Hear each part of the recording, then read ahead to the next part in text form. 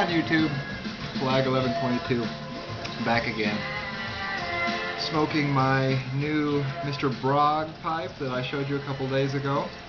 My Mr. Brog Giant Freehand Dublin.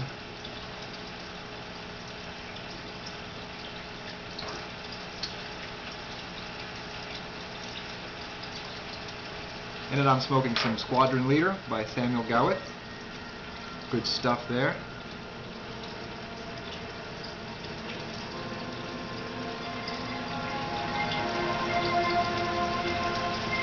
I'm enjoying this pipe. Another hit, another win for Mr. Brog. I'll do a full review on this pipe later. The reason I'm doing a video today is time for movie review. Another one. Summer movie season's upon us. Went and saw Iron Man 3 last night. Usually these early May movies are the official kickoff date of the summer movie season. And I was looking forward to this, you know. I'm a big fan of the character. I'm a big fan of Marvel. I'm a big fan of comic books in general, especially the Marvel characters, Spider-Man, Captain America, the Hulk. And I'd seen the previous two films, of course, and of course I've seen the Avengers. And I was looking forward to it. You know, I knew that Jon Favreau was not going to be in the director's chair this time after the slightly disappointing, well, a little more than slightly disappointing Iron Man 2. The intentions were good in Iron Man 2, but I know that both Robert Downey Jr. and Jon Favreau, the director, had other visions for the movie, and there's a lot of studio involvement, a lot of studio push and shove in Iron Man 2. So I had really high expectations going in to see this new Iron Man movie. Fresh director. Kind of following on the theme of last year's terrific Avengers film, I was hopeful.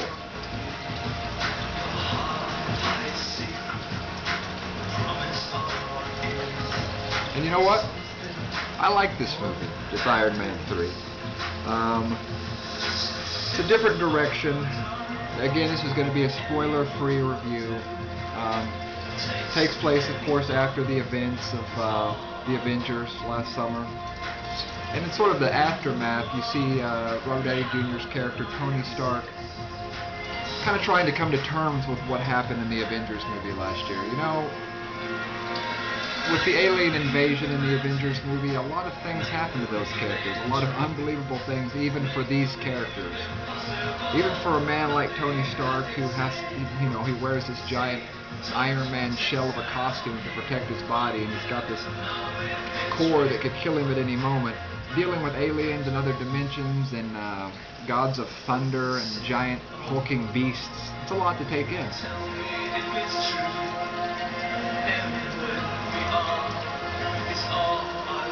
So we see Tony in this movie almost having a touch of PTSD, post-traumatic stress syndrome. And I think that's really interesting. It's time to show sort of the fallibility, the humanistic quality of Tony Stark. You know, we've seen the playboy, we've seen the drunkard. Let's see the man. You know, we've seen the superhero too. So let's see the man inside the shell, as it were. And you're going to get that in this movie. There was a lot of, to me, watching this third installment, it felt like kind of The Dark Knight Rises, the third part of the Batman trilogy, the brilliant Batman trilogy by Christopher Nolan. Because you see more of, you're going to see a little bit more of Tony Stark rather than Tony Stark as Iron Man, which is a good choice, you know. It was a fresh direction to take it. Robert Downey Jr. is always stellar, always stand out. I'm so happy that the man was able to pull himself back together. I've always been a fan of his, even back from 80s movies like Less Than Zero.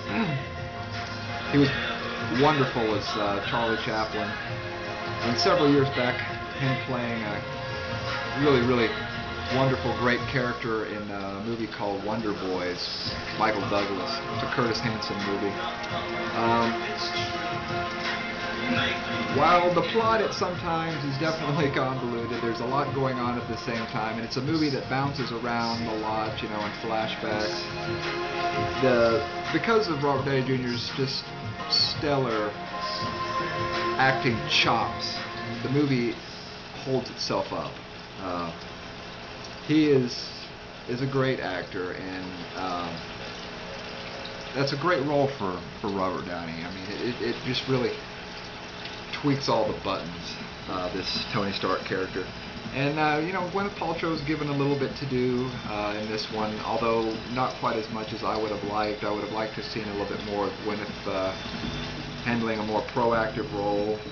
I'm getting a little tired of seeing damsels in distress. I know she doesn't have any superpowers. The villains in this new one, this new Iron Man, are decent.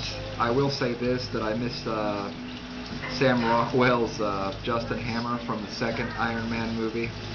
I'm a big fan of Sam Rockwell. I think he's very overlooked and underappreciated as an actor. I would have liked to have seen a little bit more of his character in this Iron Man, or seen any of his character in Iron Man 3. He's disappeared. We've got a new villain in the form of the Mandarin. And people who are familiar with the Iron Man comics are familiar with the character, the villain of Mandarin. The way they dealt with Mandarin in this movie is very, very original and very interesting, and I think it was exactly the right way to take the Mandarin.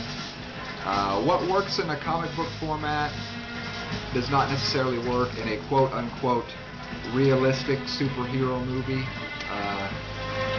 I know we can accept hulking radioactive beasts, and we can accept spider-bitten teenage boys with superpowers, but you know, sometimes a little goes a long way. They handle the Mandarin really well, and Ben Kingsley hands in a kind of delightful performance. He's a great actor. The other antagonist in the film is played by Guy Ritchie, and he's also one of the best actors of his age. If you haven't seen the wonderful Memento by Christopher Nolan, go check it out. Guy Ritchie is fantastic in that role. And I really liked him last year in Prometheus too.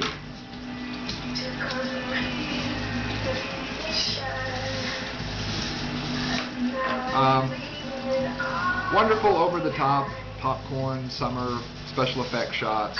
The pacing in this movie is pretty nice. It keeps its pace and keeps you interested.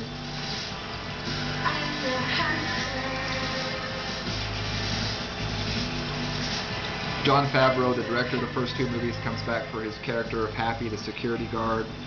Turns in a nice little performance there.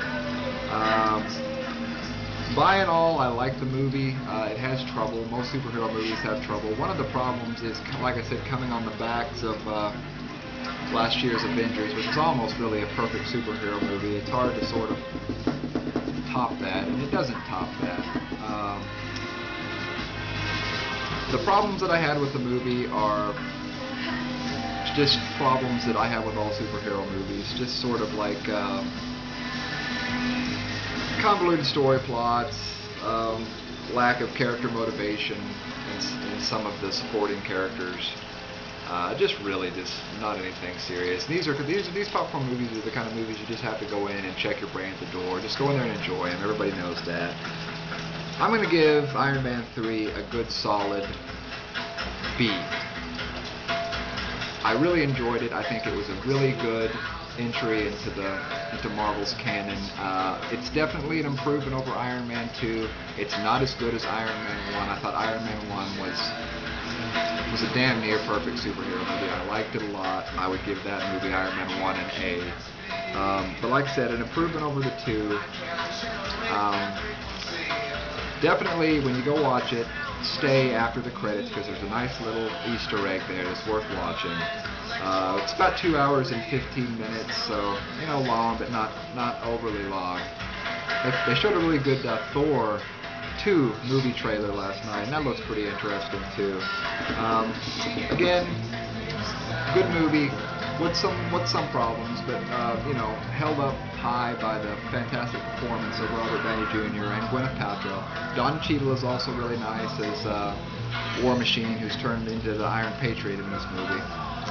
I recommend it. Summer fun. Summer movie season is here. Perfect time to go out and enjoy some nice, brainless entertainment.